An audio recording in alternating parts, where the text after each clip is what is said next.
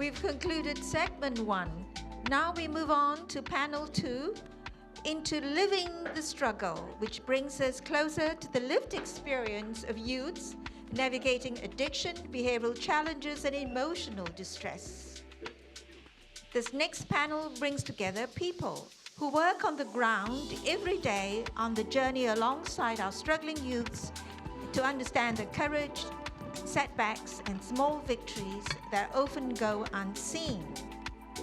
Now, it takes me great pleasure to present to you the panel speakers, Mr. Nicholas Gabriel Lim, Ms. Rebecca Delane, and Mr. Moses Pua. And the moderator for this session is Mr. Alex Yeo, who is the founding executive director of Caring for Life.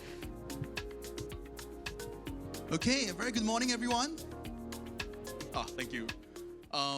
Actually, at first, I was quite calm. I think we have great panelists, and I think all will be well. But when I saw how Mr. Roland facilitated, I'm like, how do you beat that? Yeah, I'll do my best. But at the same time, when I was given the opportunity to moderate this, I immediately jumped on this because for Caring for Life, as a suicide prevention charity, we actually find ourselves supporting a lot of youths who are supporting other youths. Because most of the time for youth, the first person they'll turn to for help are actually their fellow friends first, right? But for the friends, oftentimes, especially if you're looking at more complex cases and prolonged time, that's where they start feeling helpless, not sure what to do, and even potentially burn out as well. So for me, when I was given the opportunity to moderate this, I'm like, yes, because it gives me a chance to learn from them. So I'm like, okay, great. I think we will start off with the first question, right? And that is that, can you just share with us a brief overview of your role and the perspective that you bring to this discussion, whether if it's based on personal or professional experience? Keyword here is brief, because we actually have caught up before, right? And when I hear from what they do, if we go into details, we have no time left, right? So just share with us a brief overview on the kind of perspective you'll be bringing for this discussion. So anyone can just go ahead first.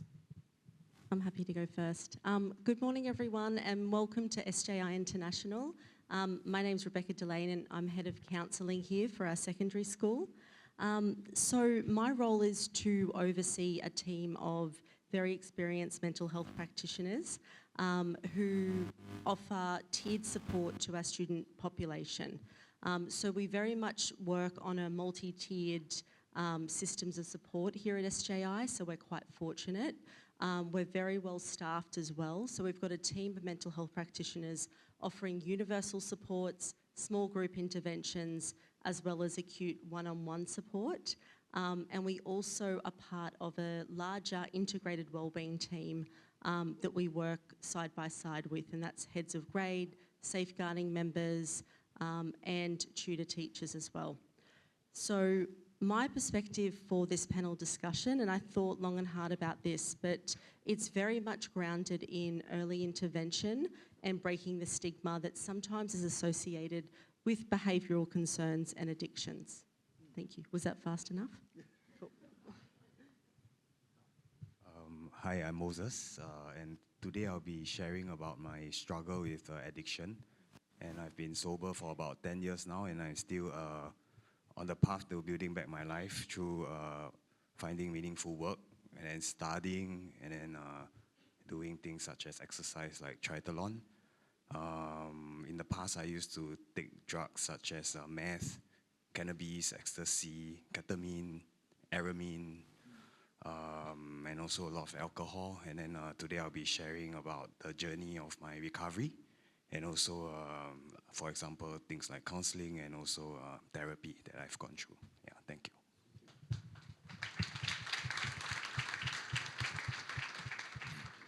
Hi, morning everyone. My name is Nicholas. I'll just share two aspects of myself that I'll bring to the discussion today. First and foremost, I'm a trained psychologist. I've been working with adolescents for 20 years. So in the early days, I do work with young people who have addiction issues. And what's interesting for me in those days were them coming to me voluntarily telling me why they wouldn't tell their parents or their teachers about what they are struggling with.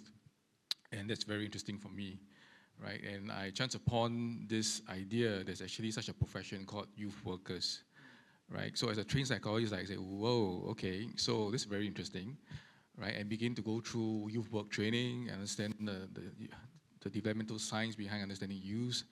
And the knowledge is easy for every one of us, myself included, but I think it's the skill sets, right? So for 20 years thereafter, with the psychology background that I have been working with adolescents since then, right? In all aspects of adolescence issues. And I begin to do more work thereafter to advance and advocate the need for anyone practicing their area of work. It could be psychologists like myself, social workers, counselors, educators, right, to also go through some form of training in understanding youth, right, and develop unique skill sets in working with youth, right. And we often say that actually there's a science to it, but there's also an art to it. So the other hat that I actually bring to the discussion is actually being part of the Youth Work Association, where we actually interested in advocating this aspect of ensuring that those who work with youth are skilled and they understand the developmental stage of the young person they're working with, and to skillfully, engage them with intentionality, with purpose, right, informed by science, right? Thank you. Thank you. So you can see that the event organizers has put in great effort to bring a very diverse panelists. So can we have a round of applause for the organizers, please? Yeah. So you can see why we really wanted to jump on this opportunity to learn directly from them. I'm not quite sure whether we will have enough time for Q&A, but we'll try our best and we'll try and cover as much things as we can along the way.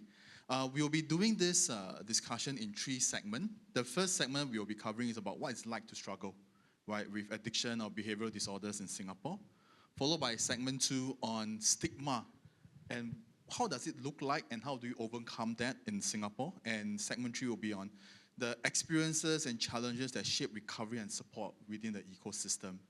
So first off, I would like to invite Rebecca just to share with us, also for clarity, right? What are the key distinctions between behavioral disorder, substance addiction, and behavioral addiction? And maybe also as a follow-up as well, question to that, on the ground, what are some of the trends that you may have observed? Yep. Thanks, Alex. I'll try my best with this question. So behavioural disorders present with a pattern of dysfunction in behaviour. So there needs to be a functional impairment of the behaviour. It needs to be persistent and frequent, but it needs to, like I said originally, there needs to be an impairment in the functioning for that young person. So some of the most commonly diagnosed behavioural disorders are things like OCD and ODD, conduct disorder, those sorts of things. We used to look at neurodevelopmental disorders like ADHD as behavioural, and as much as they have a behavioural presentation, we now know that there's a neurological component, and that's what makes the difference there. With substance and with addiction, there's an addiction to a substance, and again, there's an impairment in functioning. So the use of the substance is significantly impacting how that person interacts day by day. And it's persistent, and there's often a tolerance with the substance as well, and a loss of control. So loss of control is quite significant. So in schools, behavioural addiction is probably, like what Brad said, is the biggest thing, or traits of behavioural addiction are what we respond to within school settings. So in terms of behavioural addiction, it is a compulsive behaviour that again is causing some kind of functional decline, and there's a loss of control. So we know that the internet and social media and screens are really tricky for young people to navigate because they have an addictive component, and games often have psychological hooks similar to gambling machines that get young people hooked on them. An example of that is Roblox and Robux. Yeah. So it's very transactional, there's a monetary component, and for a young person whose prefrontal cortex is still being developed, that's very hard to navigate. So we very much work with families on these kinds of presentations because they're at the core of being able to respond within the home and support their young person with these things. Now, on the ground, absolutely, it's internet, it's social media, it's gaming. From a gender perspective, we do see social media concerns are more common with our female students, whereas gaming tends to be our male students. And echoing what Dr. Chris said previously, the decline in behaviour can be fast, it can be very rapid. So a young person may be gaming a couple of hours a day, and then school holidays come and they're gaming 8 hours a day, and then they don't come back to school. So that's how quickly that can decline. And when that decline happens, it's really, really time consuming and tricky to be able to re-engage that young person in education. Yeah, thanks, Alex. Yeah, thank you for sharing. Yep. Maybe on top of the roadblocks, there are also games like Minecraft, Mobile Yeah, Legends. absolutely. Sorry, I know a lot, not because I played them. I've seen it lah. So anyway, but let's take a step back, right? And I just want to invite Moses just to share with us, right, from your lived experience, right? Can you share with us, what was it like during the period when you were struggling? And I really like the title of this, which is The Silent Struggle, which is what are some of the struggles they went through that people may not be aware of or get to see. So I just want to invite you to share with us a little. Okay, so during my youth, I think around 15 years old, I got involved in some issues with the school. So I left school and then I joined the national badminton squad. So while playing badminton, while training, I went on drinking and clubbing, and I started to eat ecstasy, and then things like cannabis, ketamine, while still training as a national badminton player. So at first, I still could cope with it in my training. I still could attend training the next day. But over a period of time, I think I lost focus and then lost the energy, lost the direction, and then the coach came up to me and he asked me, why are you looking so blank every day? And then why are you not hitting the shuttles properly? And then I think I left the national team setup. And then that was when I went to mix with the friends that I took drugs with. And then the only problem came, at first I was very happy, still enjoying my life. But the only problem came when I got caught by the officers, the police officers on the street. Went for urine tests and then got into probation. And then after that, I start to wake up. I start to realize that, oh, no, this is not fun anymore. But I still continue using drugs, meth, ecstasy. And then over the years, about 4 or 5 years later, I start to experience panic attacks. So for example, I cannot breathe and I had to go to the hospital. Even with all these symptoms, I still continue using the drugs. And at times I can relate to the video that was shown just now. I was lying over the floor, sometimes waking up in a hotel by an ambulance. The ambulance people will be there to pick me up, and then the next moment I wake up, I'll be in the hospital. I cannot even remember what happened. And while all this, I was thinking of my friends who were going to school. They were worrying about their A-level results, the next university that they were going to. But then I was there like worrying about my withdrawal symptoms, worrying about the relationships that I broke, the loss of trust with my other friends and things like that. And so I was struggling with this addiction for over 10 years. And finally I got help from, after going to the hospital and then going for therapy, numerous relapses. And then I'm thankful for the work of my psychiatrists and my counselors, that they managed to help me through this struggle over about 10 years. And then I slowly rebuilt my life now by studying and working. Thank you. right? So we are looking at, in terms of time frame, that's about 10 years, and also even before that, right? Yeah, so, but of course, thank you for being here, right? And thank you for sharing as well. I think there's a lot that we can learn. But of course, this is, from one perspective, this is your own personal journey. But at the same time, we also recognize that everyone may have their slightly different journey in the recovery and different phases as well. So at this point, I just want to bring in Nicholas, right? In our previous discussion, you shared with us quite a bit about how different developmental stages, right, they faces different challenges as well. So just from your experience, what are the key challenges you face at different developmental stages when they are struggling with addiction or behavioral disorders? And I believe there's also some infographic as well. So you just let them know if you want to show. Yeah. Sure, I mean, it's available. So we are basically pinpointing a stage of a person's life, right, based on our discussion today, young people. So referencing to Erik Erikson's, psychosocial development, we are trying to understand this stage of a young person's life where they are finding out who they are, right? So if you are an impactful adult, a teacher, a parent, impactful basically means that I look to you, I look up to you, your advice matters to me, that becomes something that the young person will gravitate towards too in terms of finding out who they are, right? Especially if they can recognize that actually it's helpful to them, it gives them a little bit of fun, at the same time also give them a bit of guidance, right? And also an opportunity for them to test what they have been learning all these years.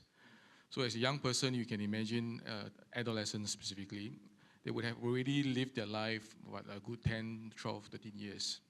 And they've been living a life guided by adults, telling them what to do. So at this stage of their life, they were wondering, oh, all these things said to me, true or not true? Huh? I want to go and experiment a bit, I'm going to discover a little bit, right? And then they want to figure themselves out, right? So that's what Erik Erikson says, if there is support in this area, then there's fidelity in the development of their identity, right? Be it a son, be it a man, be it a teacher, be it a leader, for example, in school, they begin to develop a sense of like, okay, if I'm a son, this is what I need to do, this is my expectations of me, right? If I was a leader, I'm given this role in my CCA or in my school or in a household, I'm the big brother, for example, I develop fidelity to that identity. Right, but there are many identities, right, in society, right, that's put on them, or they assume, or they naturally take it, or circumstance of life, right, put it on them, right. So at the end of the day, they take that on, right, but they are figuring out. So that's one perspective, right, so psychosocial development. The other perspective is the neuroscience, right. So we already heard earlier from our colleagues earlier about the brain science, but specifically I'd like to mention for adolescents, at the onset of puberty, the limbic system is fully developed. All right, and it's not until like roughly about mid-20s to late 20s that the prefrontal is fully developed. What is this tool part of the brain, right? So essentially, the limbic system is responsible for the fight or flight response, right? The memory retention, the sense making, right? The prefrontal cortex is primarily responsible for consequential thinking. This is effectively the bricks. So if I was angry, if I wanted to respond, right, the limbic system will say, okay, I'll go and do a punch. Or if I'm offered a drug, right, it's very exciting, I'm playing badminton, and it's very attractive for me to be with my friends, and I just go hang out and just to see, what's these guys, for example. The limbic system will like, no holds barred, just go for it, right, because that's how they, quote unquote, think. Right, limbic system is fully developed, but it's the prefrontal that says, hey, wait, what is this? This is drugs, is it? Right, or this is what kind of effect does it have on me? Right, and what are the consequences of this? Where will I go? So that's the prefrontal, right? So you imagine that the onset of puberty, roughly, boys and girls different, 10 to 11 years old, fully developed, right? So they think first, put it simply, right, emotionally, right? But it's not until mid-20s that they actually have fully developed prefrontal. That would mean that when I say fully developed, it doesn't mean they don't have a prefrontal, they have, but it's fully developing. So they need guidance to actually learn how, oh wait, that is actually wrong, it's actually drugs. I need to find out what that drug is and what does it do with me. That's the function of the prefrontal, right? So in order for young person to actually appreciate the impact of their decision, which they will primarily come from a limbic first. Our role actually needs to be helping them develop what I call the limbic prefrontal neural connections, right? To develop a neural pathways between the limbic and the prefrontal, 1 time, 2 time, 3 time, and neuroscience informs us anywhere from 22 to 33 times of repetition before a behavior is fully formed. Right? I mean, this is the idea of like, you know, the neural pathways habit development, right? So you brush your teeth every time on your right hand. If for years you're trying to brush your teeth on the right hand, but now I ask you to brush your teeth on the left hand, it's going to be very difficult, very weird. But it's possible because you can develop the habit after you start practicing. So if I am teaching, helping a young person develop an understanding of a particular drug, right, and they are always attracted to this particular drug. In addition to this, helping them to understand, I need to teach them to develop a habit to respond to drugs being offered to me. If I tell them 1 time, it's not going to work. All right? And if you expect a immediate response in the next day after teaching or after role modeling or role playing with the child, you need to expect that tomorrow the child may go back to it again because there's no repetition to the behavior. This is just brain science. Right? So as a result of these 2 understanding, that's why I was talking about earlier, it's not just important for us to basically appreciate the science, the knowledge behind it. Actually, it takes an art, right, to basically execute. So where youth workers are concerned, we always talk about in training, right, you need to have a bag of tricks, a bag of skills, right? If you work with one youth, it may work with this particular strategy, but the next youth is not going to be effective. You got to quickly just dig somewhere because they may not respond to you the same way in which the first youth actually respond to you, right? And that requires skill, that requires experience. Yeah. So if you look at the graph in front of you, that shadow thing is our window of opportunity. The goal at the end of the day, like I think Dr. was actually talking about, it's a long game when we want to work with youth. At the end of the day, we have this period, assuming onset puberty is 10 years old for girls. Fully developed prefrontal is actually 20. We're looking at a period of 10 years. So the window of opportunity here is 10 years. So our goal as educators, as parents, as teachers is to basically prepare ourselves to work with the young person such that they will keep coming back to you, letting you and updating you. That's why I was sharing you earlier. My experience was very interesting because they offer the information to me. And in my youth work studies, I realized that actually that's the unique thing about youth workers because the youth offer the information to you and they will come to you and tell you everything. Then what do I do with the information? I need to check what. Your parents know already or not? Do you tell your teachers? How come your doctors don't know? Right? And I need to find a way to connect them back to their families. I need to find a way to build that trust. I say, hey, you tell me all this, your father, your mother don't know. Not right lah. But why you don't tell me? Or why you don't tell them? Why you only tell me? I need to establish and understand where that is coming from. Right? That's where the developmental understanding, right, is important because you need to know where they're coming from. Yeah, so with that 2 theories basically guiding my sharing, my basically contribution to this discussion is to recognize that actually there's a period in which we are most effective when we engage young persons, right? And on top of that, there's a skill set that's required, and the skill set cannot be 1 or 2, it needs to be a bag of skill sets ready to engage the young person. Right? The more we use them, the better equipped we are to engage them when they throw at us anything. So today, it could be because of my coach is super, I cannot stand his attitude, his face, whatever it is. Tomorrow, it could be my girlfriend. Tomorrow, it could be my mother, and so on and so forth. It's just skipping through at you. So how do you respond to this almost fast-paced responses from them? And you are never sometimes on point with them because today they get you, tomorrow they will do the same thing that you tell them not to do, or they understood you, they say they won't do it, but they back out on their agreement. Oh my goodness!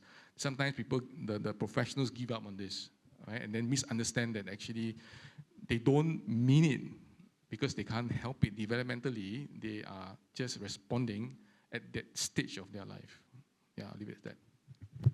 Maybe as a follow-up to that, I believe you have published books on this. Can we show the... Yeah. So for 20 years of my work, I've been practicing, guided by neuroscience. And this book is basically a summary, a compilation of my 20 years of practice, right? Largely largely brain science with testimonies from my ex-youths, right? I'm very proud. I don't put you on the spot, but he's here today, and he's a youth worker today, and his story is in there. So this is basically both a science and a reflection of how we can apply the science, which is the art, and how the impact can be seen. And the stories are meant to reflect that. Right? They're also on my website. Actually, there are two books. The first is a digital book. The second is a published one. I was very heartened that World Scientific reached out and basically asked whether or not I was interested to do this. But essentially, this is 2022 already. So I'm in the midst of writing my latest version, the updated one, with translation to Chinese as well. And the website reflects the summary of everything that's here. And you saw the graph earlier. It's actually on my website, nicholasgabriellim.com. Right? And I go about having to talk about this in my own person, because this is basically what I'm passionate about, and largely because I'm a psychologist by training as well. It comes from that perspective. Yeah, so the deeper reading to this, all the references are in the book. So if you're interested, you can. Can I tell you a secret? Yeah, what's that? I have a copy of your playbook, and it's really, really good. Really? Yeah, where's Carol from SG Family? Yeah, she's the one who recommended to me. Oh, thank you. Yes. Okay, moving on. I think we all can agree that if this particular situation and this struggle, if it's left unaddressed over time, it's going to get worse and worse, right? And there are serious consequences to this. But I just want to invite Rebecca, right? But in your experience, what are some of the narratives or label that's out there that tends to stigmatize youth who are struggling and may even affect that help seeking and recovery as well? Yeah, any thoughts on this? So many thoughts on this, Alex. So many thoughts. Yes, labels are so detrimental to a young person. And I think some of the things we can see, like within society, young people who are labelled as naughty or bad or lazy or not disciplined when their behaviour is quite extreme. But I think within the education system, we know that we always look at a function of a behaviour. And I think that's something as educators we're trained quite well to do. So coming back to the importance of early intervention and breaking stigma, it is essential that our teachers are trained to be able to pick up any concerns early, but also that we're working with our parent community when we do see concerns arising with our young people. Because we know statistically the outcomes of functionality when early intervention measures are put in place are significant. They can be between 50 to 70% increase in functionality as that young person gets older. So I think this is where, in terms of behavioural concerns, primary schools are really key in being able to identify these things early, and then working with families to break down stigma associated with early interventions. Probably one thing I just want to emphasise too is within schools we don't need a diagnosis to engage. So we don't wait for a diagnosis to be able to address a behaviour. We know that we can work in a multidisciplinary framework with school counsellors, learning support teachers, OTs, youth workers, speechies. So we very much have a multidisciplinary approach and work from a non-diagnostic point, because often when you start talking about labels with parents or diagnosis, you can lose them. And that's not just in Singapore, that's globally. That's a concern. Thank you. And Nicholas, how about any other examples, right, from a structural institutional perspective, right? Any other stigma that you may have observed that can create that barrier as well? Yes, I mean, in the course of my work, I've met institutions, organizations who will deliberately avoid working with youth because it's just the common thing that I hear is it's too difficult. It's too difficult, and it's very, very difficult to understand them, and you never get things right because there's so much resources to do it as well. But I'm glad to say in public Singapore schools, that's not the case, lah. and they're readily putting in resources to actually reach out to youth. That's for sure. Yeah, but this is just one example of the stigma of understanding youth who basically have their needs, developmental needs essentially, right? Notwithstanding all the other needs in terms of the unique family origins, but developmentally there are needs that needs to be attended to. Can there be a perspective like we have geriatric at least in Singapore, we have the whole geriatric framework for understanding the milestones, the onset of blah blah blah, that kind of thing. Early childhood as well, we have all those things, the developmental milestones, blah blah blah. Then everything in between don't have. So I always ask this question: how come don't have? You mean there's no developmental milestones for young people, I'm sure there is, right? And those of us who are working with youth actually know that actually when they meet certain, they actually have a certain confidence in engaging, their parents, the public speaking, what have you, and they have reached a certain comfort in who they are. Oh, wow, that's good. But how did they get there? So can there not be something similar? Are people shunning away from that kind of thing? Or what? So maybe it's unspoken, certain stigma or certain fear of addressing or attending to this. But at Youth Work Association, we are constantly advocating for this, right? Because youth is really a unique stage of one's life, right? And there are certain development milestones that needs to be actually met. So we need skilled people, professionally competent individuals, practitioners, to basically engage them at this stage of their life, ensuring that they meet those developmental milestones, right, as needed at that stage of their life, right, and supporting them into, adulting. We use the word adulting nowadays, right, adulting. And once they have become that adult, they are balanced, they're well anchored, they are postured to deal with the world, in a more balanced way. It's always this one thing that I always talk about in my training with adults, right? There's a possibility if this is not dealt with effectively, they turn out to be overage teenagers as an adult. And this is quite common, right? We have seen many in adult setting, adults unable to regulate their emotions. And despite your various attempts to actually try to be reasonable with them, they are just going on and on and on and on about their dysregulation, but they don't seem to be able to come to a point where let's just engage properly, cannot. Right? So I describe that as an overage teenager, because somehow or other, maybe somewhere the limbic system a bit not connected, to the prefrontal. So, what happened? Yeah. So it's just question mark, my speculations. Yeah. So of course we are talking about barrier right now, right? But I just want to hear from Moses. First of all, you mentioned about earlier we have this term. It's a long game, right? It's going to take a long time. But I also want to hear from you. In this whole recovery phase, what kept you going? At the same time, I believe you also do work with others who are also going through that lived experience as well. What kept them going? What keep them coming back to, especially after setbacks or even relapse as well? Just want to hear from you on this. I think for me, going through the therapy and with the clinic, I think they provided me a very safe space to talk about my struggles, and also whenever I relapse, I can just tell the doctor that, honestly, that today I relapse. Then he will say, can you come down to the clinic? And then he did not report it to the police or what. He just gave me some medication, some counseling, some therapy. So I relapsed many times. And then I think what was useful is that he provided me a safe space. The therapy took over about 3 to 4 years of medication, and then finally I weaned off the medication. And then also I have support from my church community, a group of people who I can call or can turn to almost every other week. Another would be my triathlon community, whereby I training under a coach, and then he gives me structured training, and also I can train with the other members of the team. And I found a passion for triathlon. So every day I just wake up, I have new hope. Start to lead a more healthy life. Cut down on my drinking because I sign up for the races. And I want to do the training every day.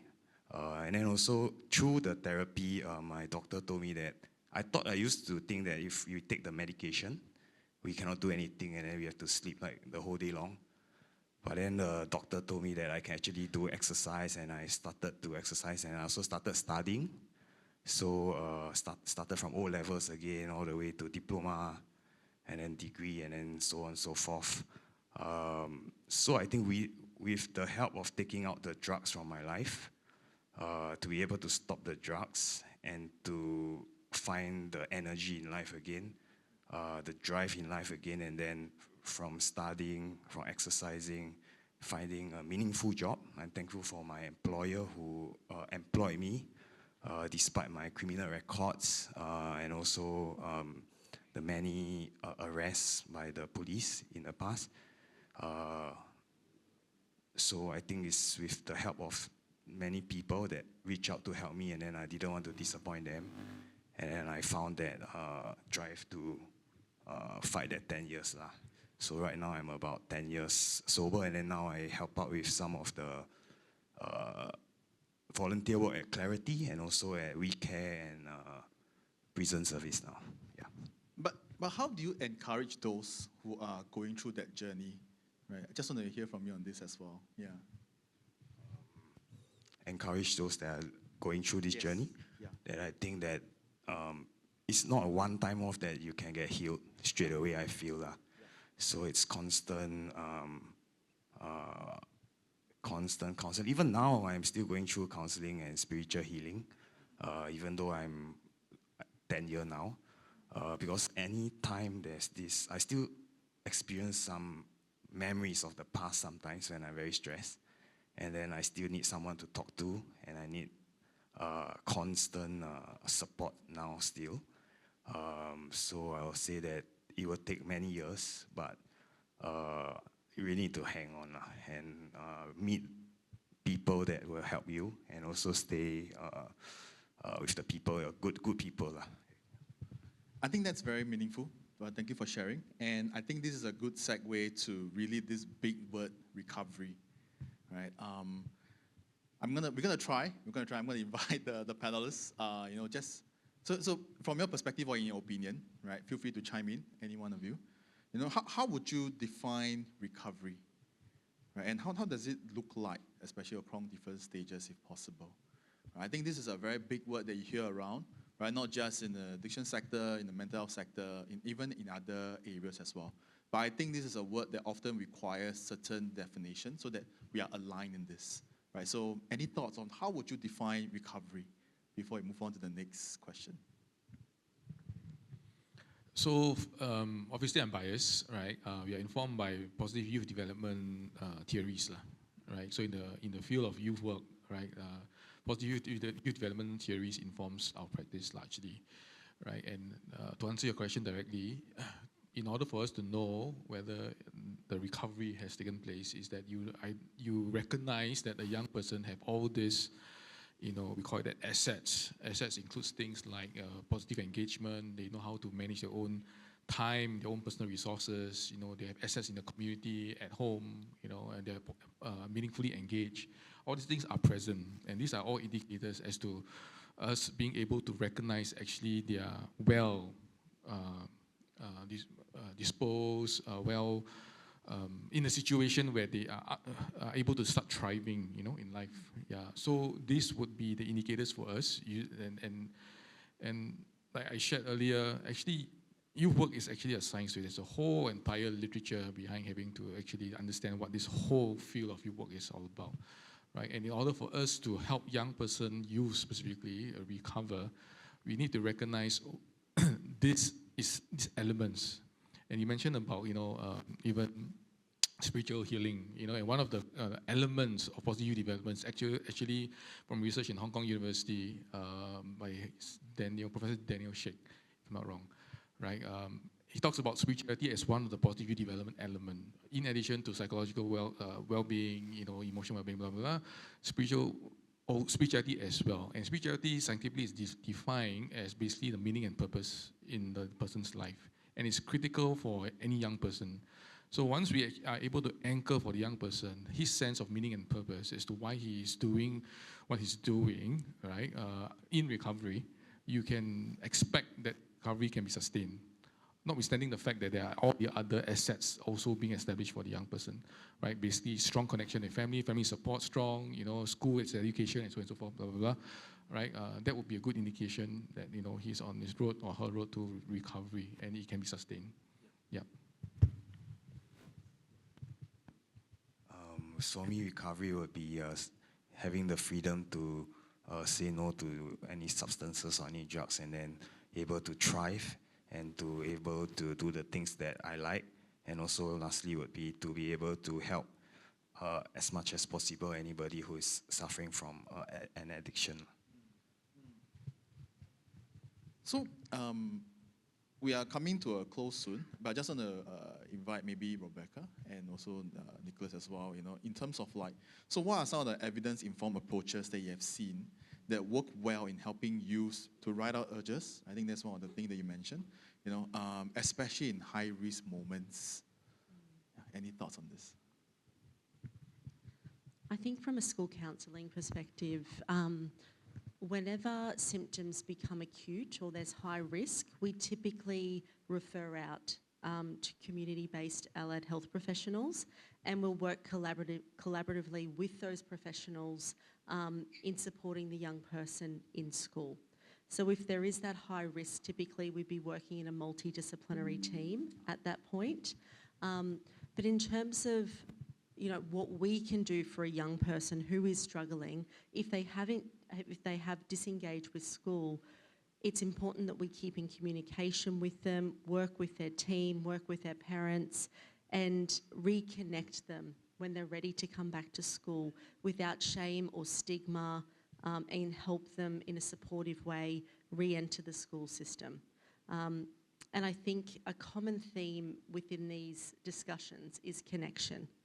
It's absolutely connection. And if a young person is not feeling connection, which if a young person has experienced rejection because of challenging behaviours when they're younger and they're isolated as a result of that, they can be more prone to addictive behaviours.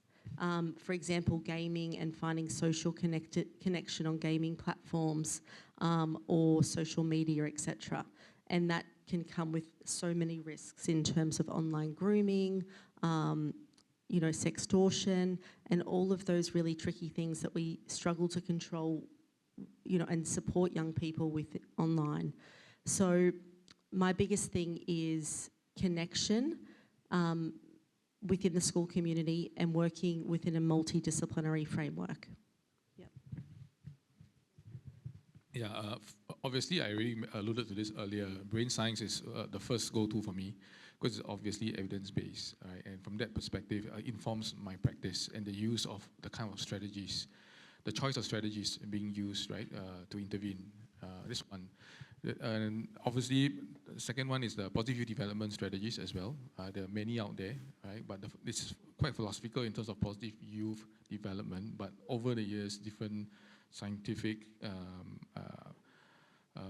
I guess, school of thoughts will actually apply that differently. So that's also definitely empirical. The other thing also, depending on the issues, like for example, addiction or even trauma, obviously the trauma-informed literature as well does inform and guide the practice, right? And I think this this is informed by my practice as well.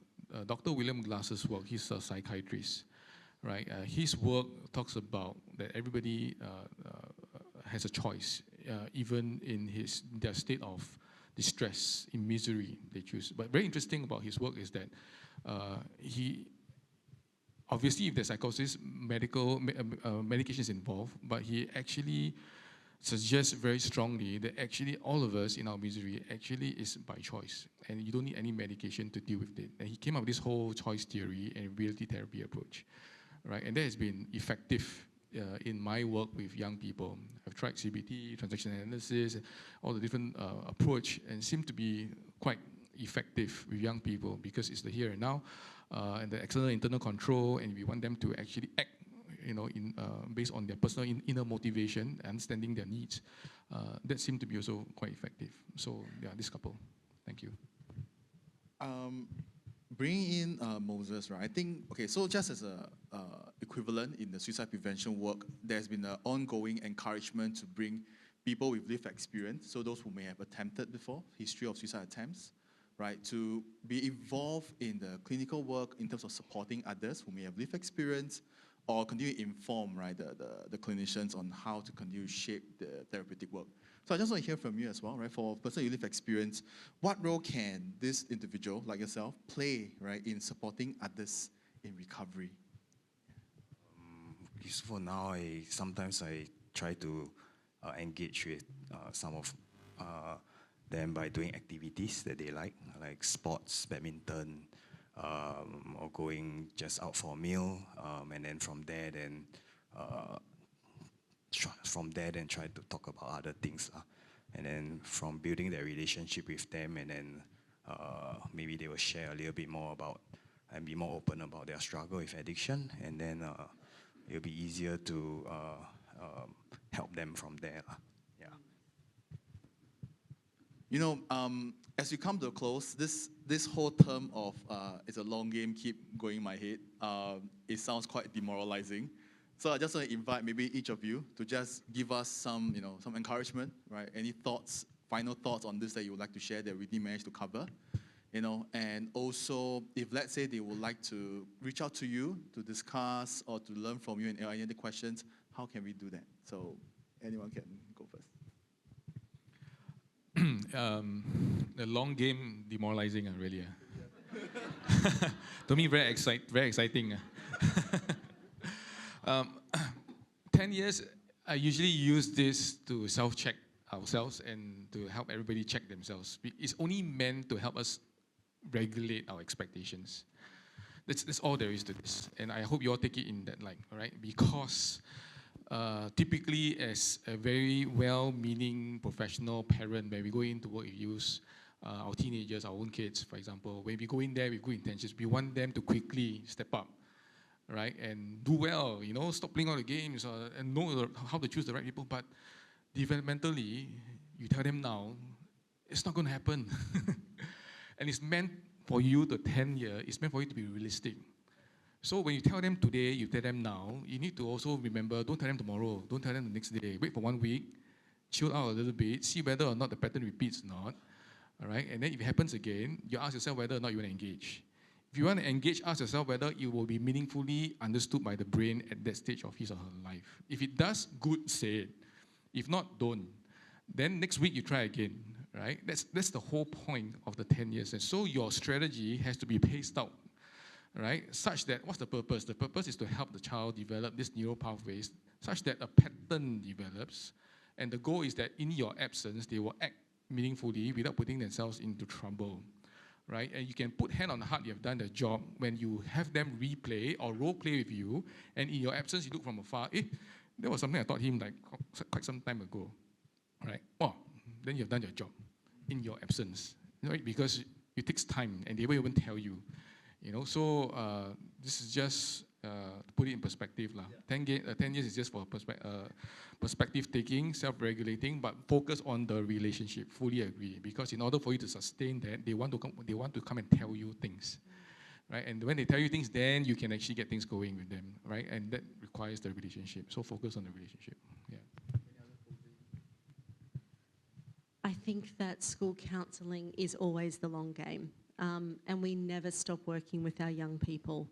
It's just that work can look different according to their needs at that point in time. But I think a powerful message we're always sending our students is help seeking is brave, and you should do it.